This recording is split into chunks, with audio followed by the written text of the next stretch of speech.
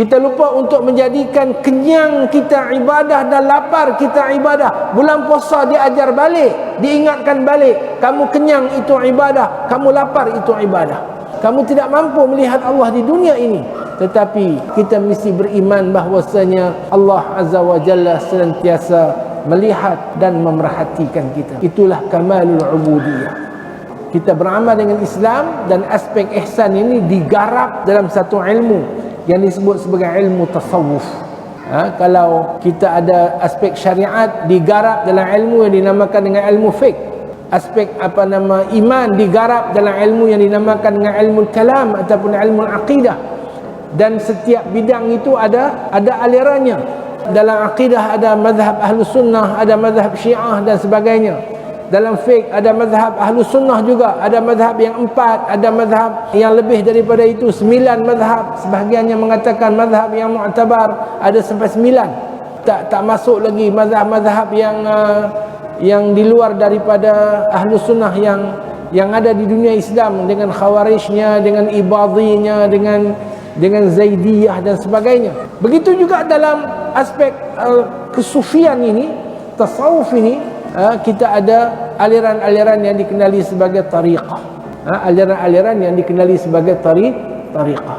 Kesufian ini ataupun bertasawuf itu adalah berasaskan kepada ihsan, dan tujuan dia adalah untuk mencapai kamalul ubudiyyati lillah, kesempurnaan mengabdikan diri kepada Allah Azza wa Jalla, kemuncak perhambaan diri kepada Allah Azza wa Jalla. Jadi kalau orang ni duk main tasawuf, tarikat kununnya, haba nak berubat, haba nak tangkap jin, haba nak boleh berjalan tahiyyak, haba nak boleh terbang, haba nak boleh merasap, haba nak boleh khawariqul adah, haba nak boleh benda-benda special sampai-sampai rancak-rancak punya, yang amat-amat dahsyat semua duk main apa yang tu.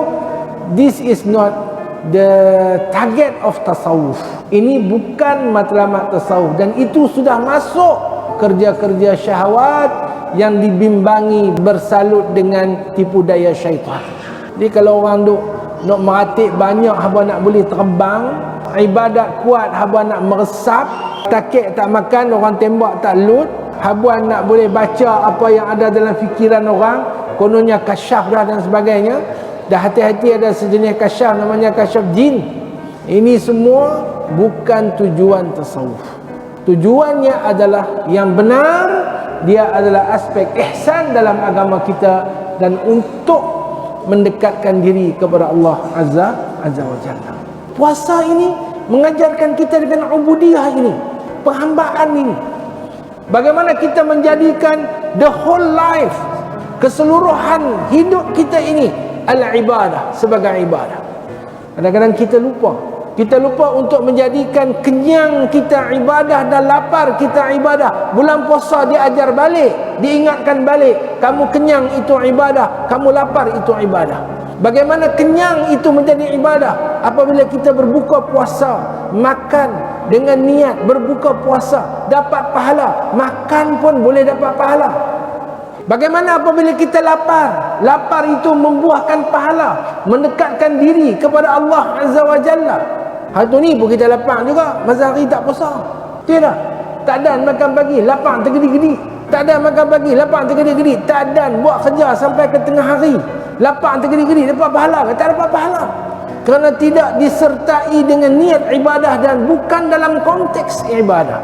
Apabila ianya dengan niat mendekatkan diri kepada Allah dan dijadikan dalam konteks ibadah, lapar itu berpahala, kenyang itu berpahala, jaga itu berpahala. Bayangkan orang yang berniat nawaitu sauma ghadin an ada'i fardhi ramadhana hadhihi sanata lillahi ta'ala. Terbit sahaja fajar sehingga terbenam matahari, setiap detik dan saat yang berlalu di dalam hidupnya, dia berada di dalam ibadah kepada Allah Azza wa Jalla. Antara maksud besar daripada berpuasa ini adalah untuk mengajar kita memahami dan menghayati konsep ibadah yang ada di dalam agama kita.